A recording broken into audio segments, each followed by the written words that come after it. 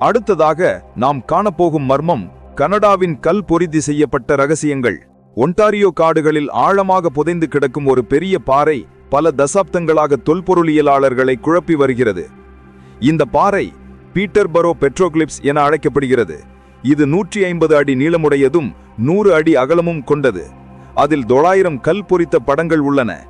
சுமார் 300 வரை மனிதர்கள், விலங்குகள், கப்பல்கள், சடங்குகள் நடத்தும் ஷாமன்கள், கோண வடிவங்கள், குறியீடுகள் போன்றவை அடையாளம் காணப்பட்டுள்ளன.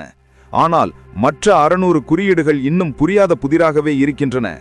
அல்காங்கியன் இன மக்கள் இதை கின்னும் மக் வபாங் என்றால் பாடம் சொல்லும் கற்கள் என்று அழைக்கிறார்கள். சில பொறித்தல்கள் எகிப்திய சூரிய கப்பல்கள் போல் தோன்றுகின்றன.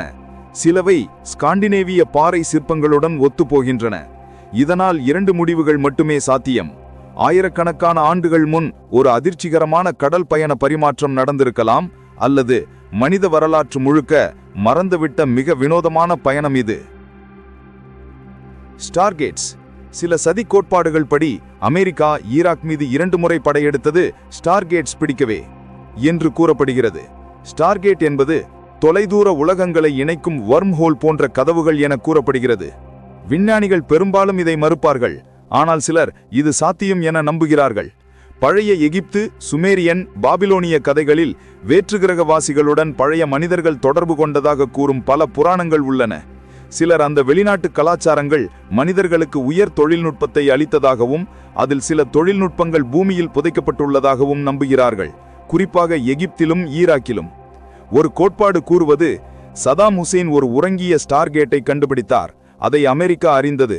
அதனால் அந்த தொழில்நுட்பத்தை ஈராக் கையில் இருந்து எடுக்க அல்லது தடுக்க 2003இல் டெசர்ட் ஸ்டார்ம் 2.0 நடந்தது என்கிறார்கள். சிலர் இந்த கோட்பாட்டின் முக்கியவாதிகளில் ஒருவர் டாக்டர் மைக்கேல் சல்லா, UFO மற்றும் கலக்டிக் ஜியோபாலிட்டிக்ஸ் நிபுணர்.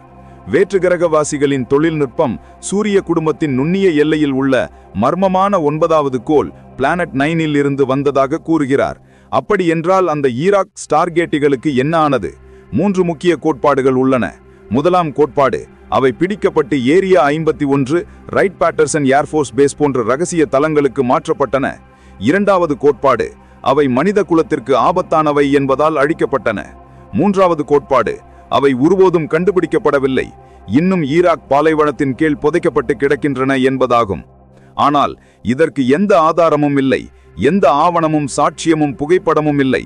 சதாம் வீழ்ச்சிக்கு பிறகு கூட அவரது நெருங்கினவர்கள் யாரும் அவரிடம் ஒரு விண்வெளி கதவு இருந்தது என்று கூறவில்லை.